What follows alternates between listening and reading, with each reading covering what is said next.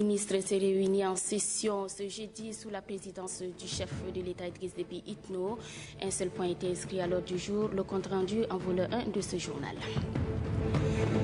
Chérif Aïdara, émissaire burundais, reçu en audience par le président de la République Idriss Déby Itno, il est porteur des messages de son président à son homologue tchadien. De retour de Paris où il est allé réaliser son 3e album, le groupe Soubiana Musique a présenté le fruit de son travail lors d'une conférence de presse. C'était ce matin. Le nouvel album est intitulé L'amour et la paix.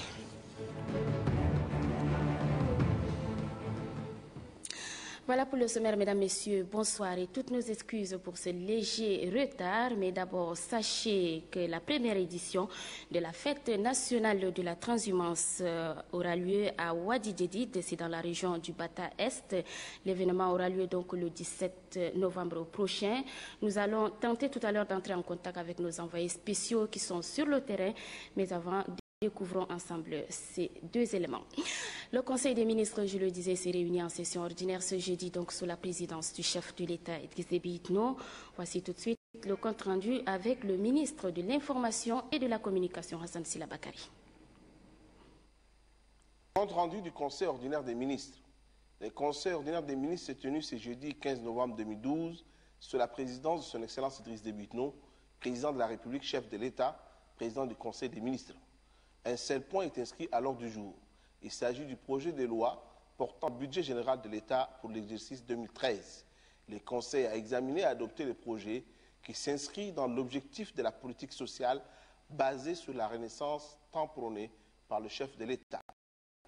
Le projet repose essentiellement sur le taux de création des richesses dans les secteurs qui sont entre autres le monde rural, la santé, l'éducation, l'action sociale et les infrastructures.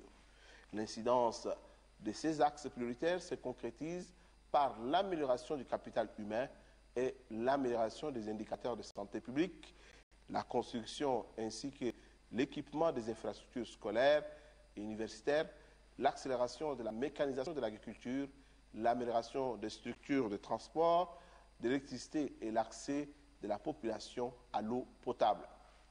Tout de même, il faut noter que ce projet de budget est élaboré dans un contexte caractérisé par un certain nombre de contraintes, à savoir les ressources hors pétrole sont limitées par la faiblesse de la pression fiscale. L'essentiel du programme économique du gouvernement est financé par les ressources du pétrole à caractère volatile et épuisable. Plus de 90% des recettes hors pétrole vont pour les salaires des fonctionnaires. Ainsi, pour 2013, la masse salariale est estimée à 348 milliards 707 millions de francs CFA contre 283 milliards 057 millions en 2012, soit une augmentation de 23,1%. Les estimations prennent en compte le recensement biométrique des agents de l'État ainsi que les économies inhérentes. Ces estimations prennent aussi en compte le recrutement de 6 000 agents à la fonction publique, la révalorisation du traitement salarial des catégories sociales des agents de l'État conformément aux conventions et accords signés avec le gouvernement.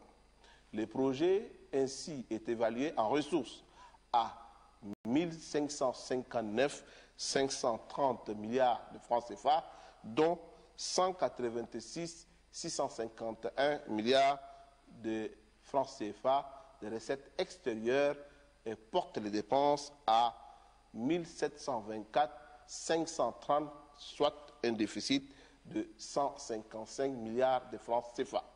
Pour le chef de l'État, les membres du gouvernement doivent s'assumer pleinement en respectant l'orthodoxie financière dans une planification pluriannuelle, une maîtrise de la gestion des ressources publiques des recettes de l'État.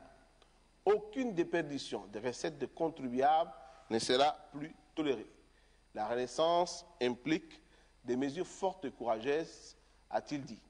Ainsi, il ne sera plus question d'exonération fiscale à accorder à qui que ce soit, a martelé le chef de l'État. Pour 2013, aucun marché de gré à gré ne doit être introduit dans les circuits des finances. Les dépenses avant ordonnancement sont strictement interdites a-t-il conclu. En clair, le président de la République invite le gouvernement à une gestion plus saine, plus rigoureuse et plus responsable. Commencé à 10h, le conseil a pris fin à 11h15. Voilà, c'était là donc le compte-rendu du Conseil ordinaire des ministres. Juste après ce conseil, le chef de l'État Idriss Déby Itno a accordé une audience à un émissaire burundais. Il s'agit de l'ambassadeur Chérif Aïdara. Il est porteur d'un message de son président au chef de l'État. Le reportage de Nasser Nouditi. Dépêché par un vol spécial, l'ambassadeur Chérif Aïdara, conseiller spécial du président Pierre Nkurunziza, est un habitué du Tchad. Il a été plusieurs fois porteur de messages de son président à son homologue Idriss Déby Itno. Ce jeudi 15 novembre, l'émissaire burundais a franchi le perron du palais présidentiel pour accomplir le même geste protocolaire. Je suis porteur d'un message spécial de son Excellence Pierre Nkurunziza, président de la République du Burundi, qui m'a chargé de transmettre à son Excellence, Monsieur le Président de la République du Tchad, son Excellence Idriss Déby, un message d'amitié et de fraternité. C'est deux chefs d'État amis, deux chefs d'État qui entretiennent d'excellentes relations. Le Président a voulu partager avec son homologue, son frère, un certain nombre d'informations concernant l'évolution de la situation sociopolitique actuelle du Burundi. Donc c'est essentiellement de cela qu'on a parlé aussi du renforcement des relations de coopération entre nos deux pays. Partageant un même ensemble sous-régional qui est la communauté économique des États de l'Afrique centrale, CEAC, dont le chef de l'État, Idriss Déby Itno, en est le président en exercice, le Burundi et le Tchad entendent renforcer davantage leur coopération pour l'intérêt des deux peuples burundais et tchadiens. Nous parlons diplomatie. Le nouvel ambassadeur extraordinaire et plénipotentiaire de Corée au Tchad, Jun Yuk Cho, a présenté ce matin les copies figurées de ses lettres de créance à la secrétaire d'État aux Affaires étrangères et à l'intégration africaine, Madame TDP Ruth. La secrétaire d'État et le diplomate sud-coréen ont discuté des questions économiques concernant la Corée du Sud et le Tchad. Selon l'ambassadeur Jun Yuk Cho, les potentialités dont dispose le Tchad attirent à plus d'un titre les investisseurs coréens. Il a également évoqué la récente visite du chef de la diplomatie tchadienne à Séoul, invitant les hommes d'affaires coréens à venir investir au Tchad. Le diplomate coréen qui arrive pour la première fois au Tchad réside au Cameroun et représente son pays auprès de la République centrafricaine. Le ministre de la Jeunesse et des Sports va en guerre contre le dopage dans le sport. Une journée d'information est organisée depuis ce matin à la Bibliothèque nationale. Cette rencontre vise à sensibiliser les entraîneurs nationaux et les jeunes sportifs des pays membres de l'organisation régionale antidopage dans le cadre de la lutte contre ce phénomène. Le point avec Rangatami Irima. Cette rencontre axée sur l'éducation des entraîneurs nationaux et des jeunes sportifs concerne les pays membres de l'organisation régionale antidopage ORAD, Afrique Zone 4, vise deux objectifs. Il s'agit d'une part d'éduquer les entraîneurs nationaux sur la lutte contre le dopage dans le sport et d'autre part donner aux entraîneurs nationaux des outils pédagogiques de renforcement des capacités qui leur permettront d'acquérir leur certification en matière de lutte antidopage. Pour ce faire, les entraîneurs et directeurs conviés à ces assises bénéficieront des supports CD entraîneurs francheux et des dépliants éducatifs qui les aideront à renforcer leurs connaissances et capacités dans le cadre de la lutte contre le dopage. Il est important de le savoir, le dopage est un mal social qui s'étend hors des frontières du sport. Il va à l'encontre de l'esprit sportif prôné par l'Agence mondiale antidopage, oblitère la morale autant qu'il constitue un danger pour la santé des sportifs. À l'issue de cette rencontre, il revient aux entraîneurs et directeurs techniques d'encadrer les sportifs afin que ceux-ci puissent pratiquer un sport propre, exempt de dopage et dans l'esprit du franc jeu.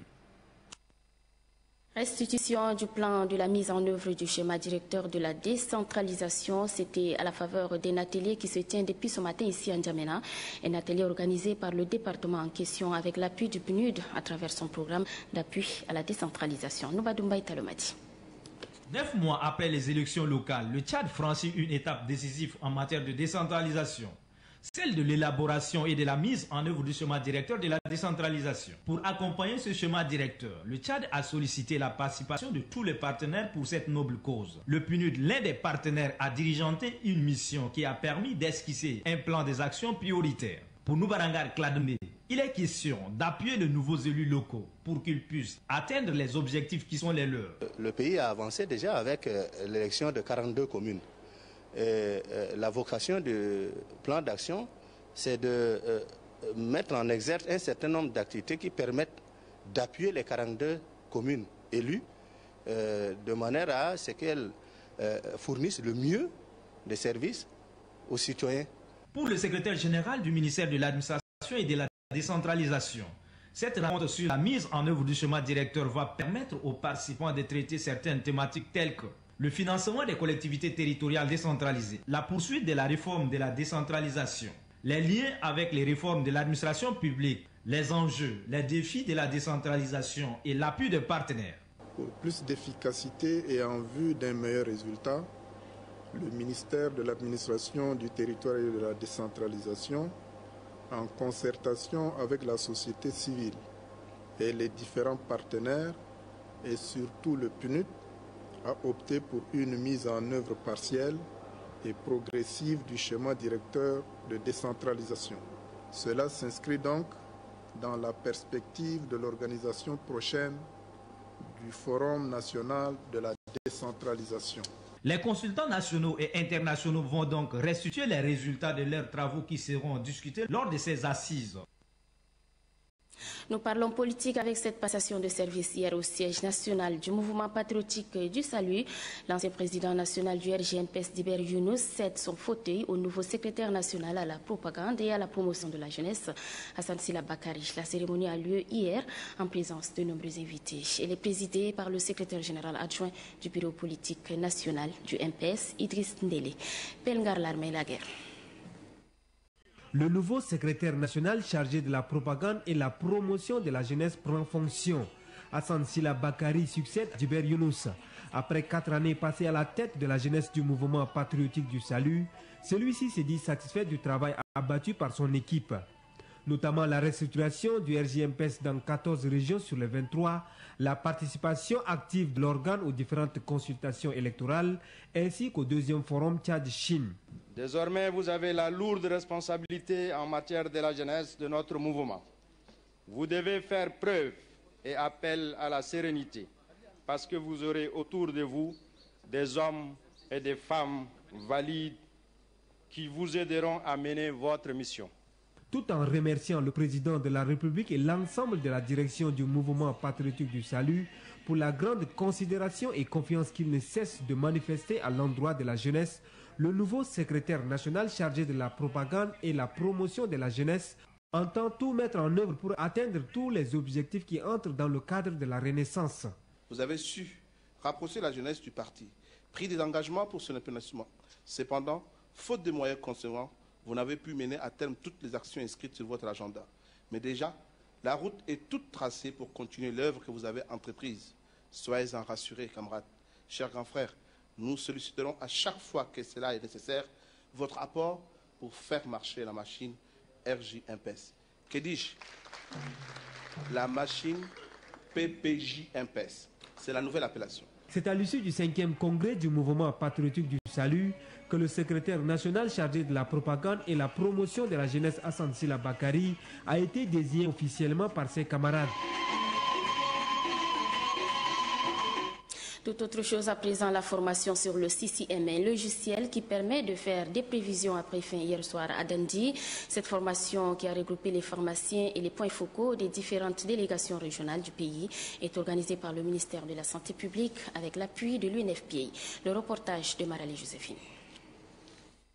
Ces formateurs sont désormais appelés à transmettre leur savoir-faire en matière de l'utilisation des logiciels Chanel et CCM dans les différents districts sanitaires du pays. Le logiciel Chanel permet de gérer rationnellement le système de santé afin d'éviter les ruptures et limiter les gaspillages des produits médicaux, lesquels produits sont destinés à sauver la vie du couple mère-enfant. Par ailleurs, le CCM, un autre logiciel, permet de faire les prévisions. C'est donc dans le souci de mieux sécuriser les produits de la santé et de la reproduction que le ministère de la Santé publique, en partenariat avec l'UNFPA, a organisé cette session de formation à l'intention des pharmaciens et des points focaux. Pour les participants, la formation a été bénéfique. Néanmoins, quelques recommandations allant dans le sens de l'amélioration de leurs conditions de travail ont été formulées tant à l'endroit du ministère de la Santé publique que de l'UNFPA. Le représentant assistant de l'UNFPA, Togbe Gagedeba, reconnaît le rôle que doivent jouer les pharmaciens dans la lutte contre la mortalité maternelle et infantile. L'institution onusienne en charge des questions de population est donc disposée à accompagner le gouvernement dans toutes les actions visant à réduire les taux de décès. Le directeur général des ressources et de la planification, pour sa part, réaffirme l'engagement du gouvernement en matière de la santé et de la reproduction. En ce qui concerne la santé, il s'agit de réduire la mortalité maternelle de 2/3 d'ici 2015 et la mortalité infantile de 3/4. Le consultant de l'UNFPA, Kougou Jachim, facilitateur de cette formation consacrée au logiciel Chanel et CCM, se félicite des échanges qui ont prévalu lors de cette rencontre. Et comme annoncé en début de cette édition, première édition de la fête nationale de la transhumance à Wadi Djedid, c'est dans le département du Bata Est, région du Bata. L'événement aura lieu le 17 novembre prochain. Déjà, les préparatifs vont bon train. Nous allons tenter d'entrer en contact avec nos correspondants, avec nos envoyés spéciaux, Doba Robert, si vous me recevez, comment vont les préparatifs sur place, sur le terrain?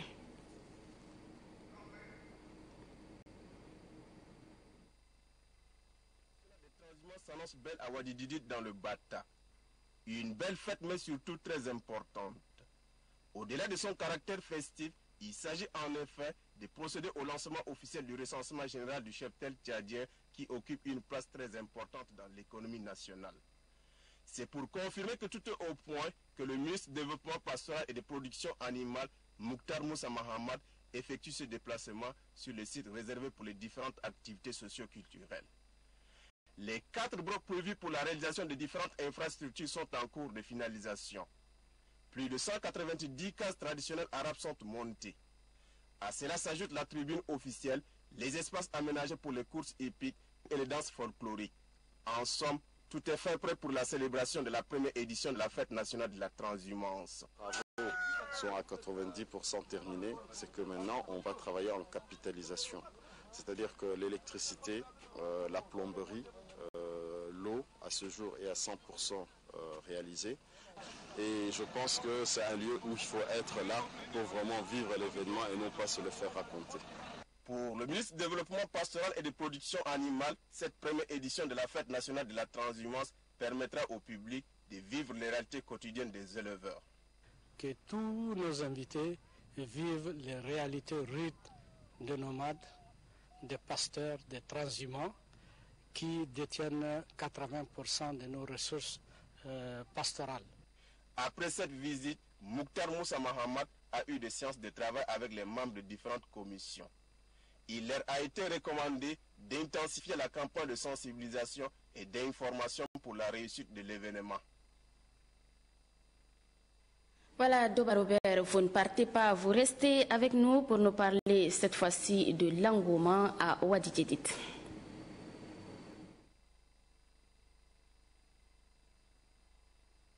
Recevez.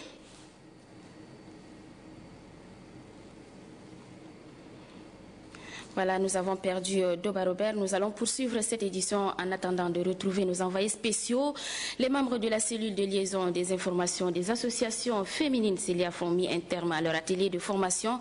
Cette rencontre qui a regroupé les membres des antennes porte sur la formulation d'une stratégie de plaidoyer pour la mise en œuvre d'une politique nationale de l'environnement et de l'énergie domestique genre sensible.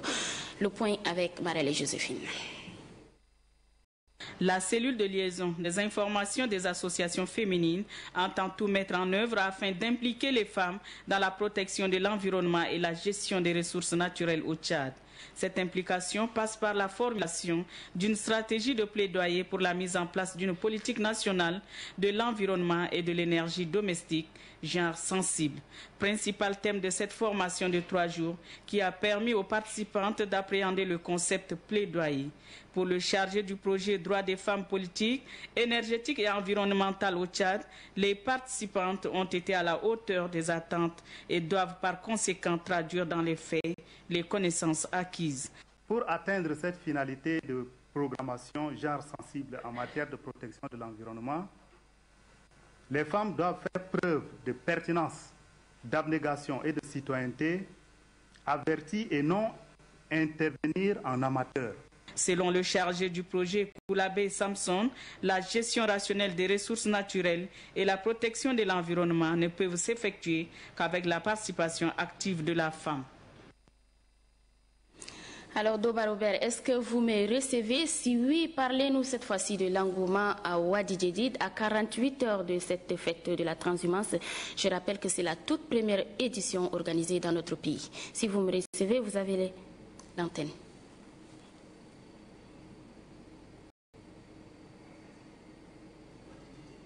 Des festivités marquant la première édition de la fête nationale de la transhumance. Il y a un réel engouement au sein de la population de cette localité située aux portes du désert. Ces transhumants viennent de différents ferries et autres contrées du pays. Les délégations des régions frontalières à Wadi Djedid et celles venues de l'intérieur du pays ne sont pas du reste à cette rencontre du monde des agro-pastoraux. Au centre de différentes activités socio-culturelles figurent en bonne place les courses épiques et les danses folkloriques.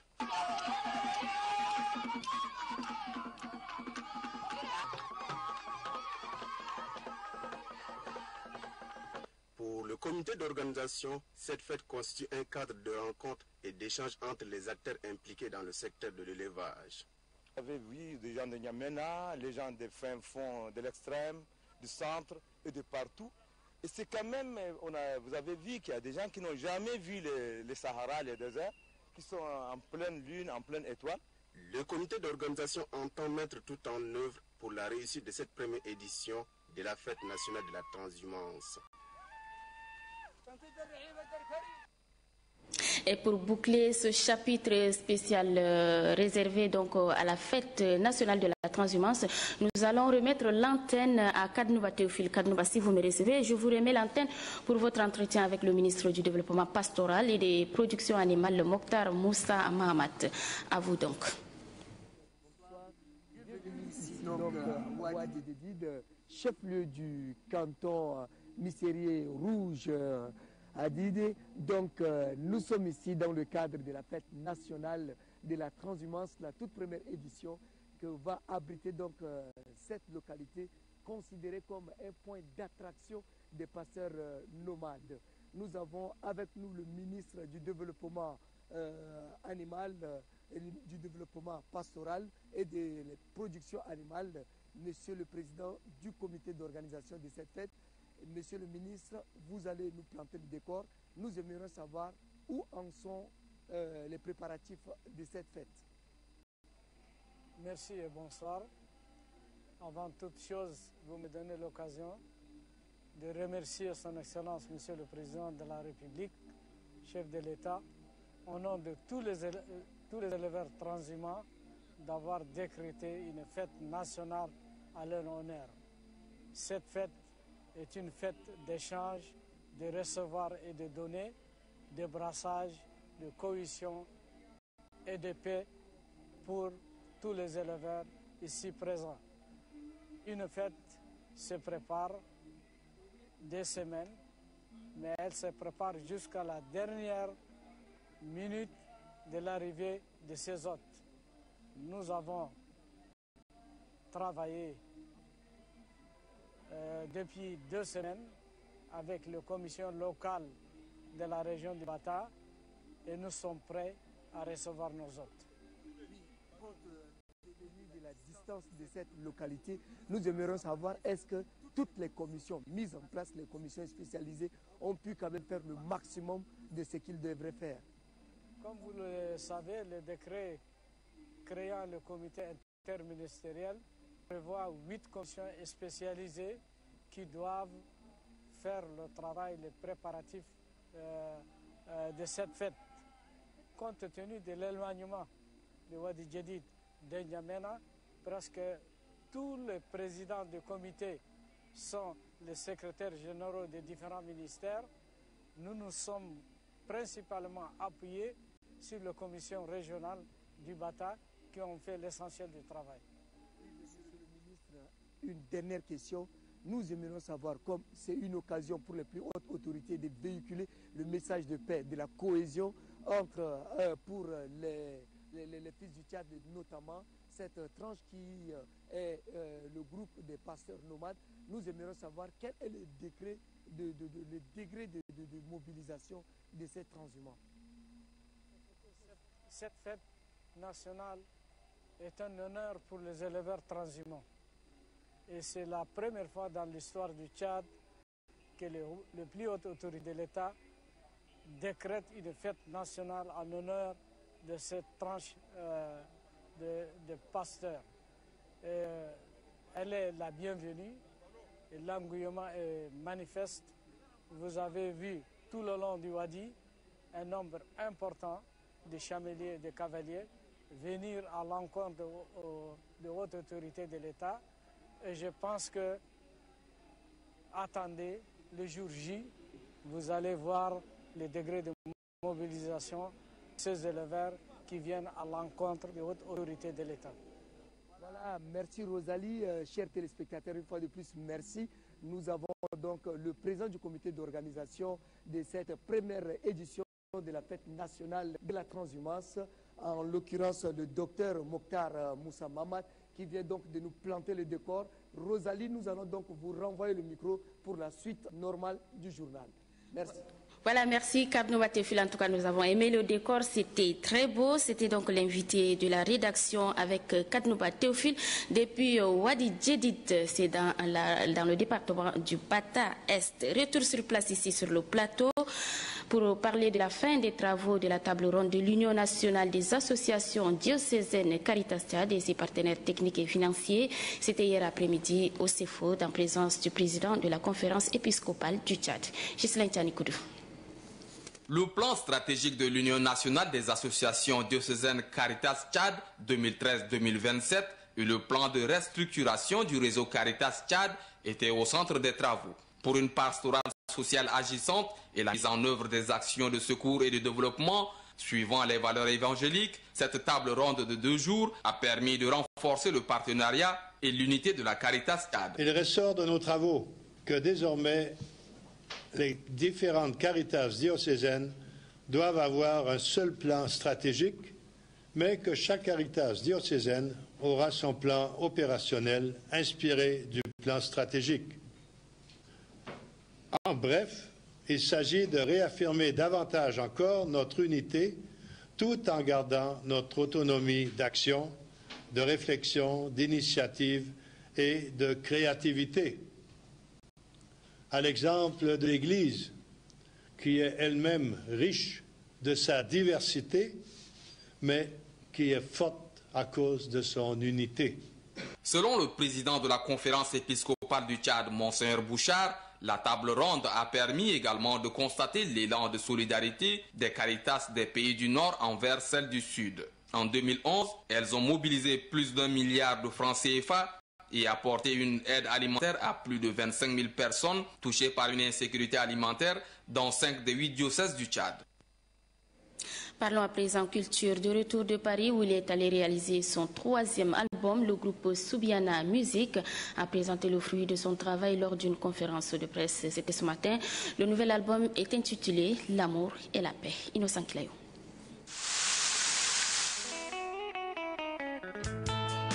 Soubiana Music, l'un des groupes musicaux phares de la capitale, vient de rentrer de la France après 2 mois d'absence. Là-bas, Saïd Kamal et ses musiciens ont réussi à réaliser leur 3e album et 2 clips vidéo. Pendant les 2 mois, on a enregistré un album intitulé Pour un monde meilleur. Ça, c'est le titre de l'album qui sera disponible sur le marché en décembre. On a réalisé 2 clips audiovisuels là-bas. 2 titres. Le premier titre, c'est Belle Vie. Le second titre, qui parle de la paix au Tchad, on a intitulé Cinquantenaire du Tchad. On a fait des concerts. Dans les 2 clips vidéo, les anges adorables ont chanté l'amour et la paix.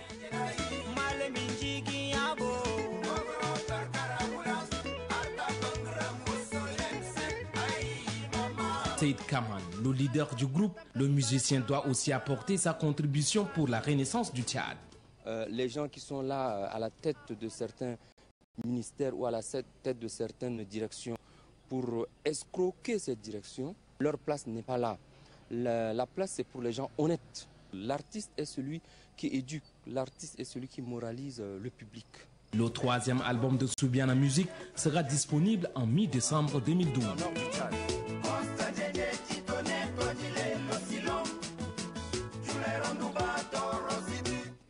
Voilà, je vous donne à présent la lecture de quelques décrets. Décret numéro 1799 portant nomination à des postes de responsabilité au ministère du Plan de l'économie et de la coopération internationale. Les fonctionnaires dont les noms suivent sont nommés au poste de responsabilité ci-après au Centre national de déminage et CND. Coordonnateur général Abdelaziz Aziz Izo. Coordonnateur adjoint, M. Yahaya Barka Kouri, N'Djamena, le 15 novembre 2012, et Idriss Déby Itno. Décret numéro 1798 portant nomination à un poste de responsabilité au ministère de l'Énergie et du Pétrole. M.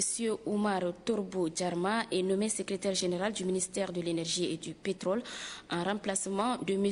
Abakar Abdelkerim Galma, appelé à d'autres fonctions. N'Djamena, le 15 novembre 2012, Idriss Déby Itno. Décret numéro 1800 portant création du canton Koula-Koula, sous-préfecture de Rigrig, département du Nord Kanem, région du Kanem. Il est créé dans la sous-préfecture de Rigrig, département du Nord Kanem, région du Kanem, une chefferie traditionnelle dénommée canton Koula-Koula, chef-lieu Nil. Le ressort territorial de ce canton sera ultérieurement déterminé par arrêté du ministre de l'administration du territoire et de la décentralisation. N'Djamena, le 15 novembre 2012, Idriss Déby Itno.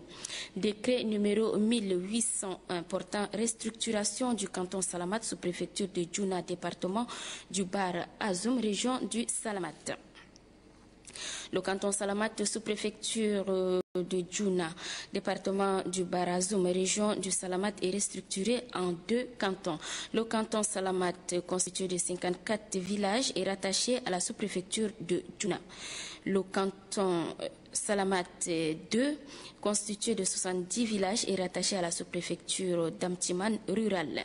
Les listes des villages composant ces 2 cantons, jointes en annexe, font partie intégrante du présent décret. Il n'y a pas l'annexe ici, donc. N'Djamena, le 15 novembre 2012, Idriss Déby Itno. Décret numéro 1802 portant réhabilitation de l'ex-canton Gouaï dans la sous-préfecture des Gatoa, département du Mayo-Lémier, région du Mayo-Kébi-Est. L'ex-canton Gouyaï est réhabilité dans la sous-préfecture de Katoa, département du Mayo-Lémier, région de Mayo-Kébi-Est. Le ressort territorial du canton Gouaï sera déterminé ultérieurement par arrêté du ministre de l'administration du territoire et de la décentralisation. N'Djamena, le 15 novembre 2012, Idriss Déby Itno. Et puis décret 1803 portant érection de la fraction Baldaya en groupement dans la sous-préfecture de Maïaïch, département du Bagirmi, région du Chari-Bagirmi. La fraction Baldaya est érigée en groupement dans la sous-préfecture de Maïaïch, département du Bagirmi, région du Bagirmi. N'Djamena, le 15 novembre 2012, Idriss Déby Itno. Et nous allons nous séparer avec cette triste nouvelle. La communauté Moundan de N'Djamena a inhumé ce matin son chef de race, Maouli Daniel, décédé le 10 novembre dernier. La mobilisation était massive pour rendre hommage à celui qui représentait les Moundans en N'Djamena depuis 2 ans déjà. Décrit comme un chef de race disponible, soucieux du sort de ses frères et sœurs, Maouli Daniel est né vers 1938 à Gouin, dans la sous-préfecture de Torok. Ce matin, beaucoup ont salué sa détermination à promouvoir la culture mondaine. Il a d'ailleurs été l'un des initiateurs du Festival des Arts et de la Culture mondaine, célébré depuis 2004. Maouli Daniel laisse une veuve et 12 orphelins. Fervent chrétien catholique, il a été inhumé selon les rites de l'Église. Voilà, mesdames, messieurs, c'est avec cette triste nouvelle que s'achève cette édition. Merci de l'avoir suivi. Très bonne suite de programme. Je vous retrouve demain avec le même plaisir. Bonsoir.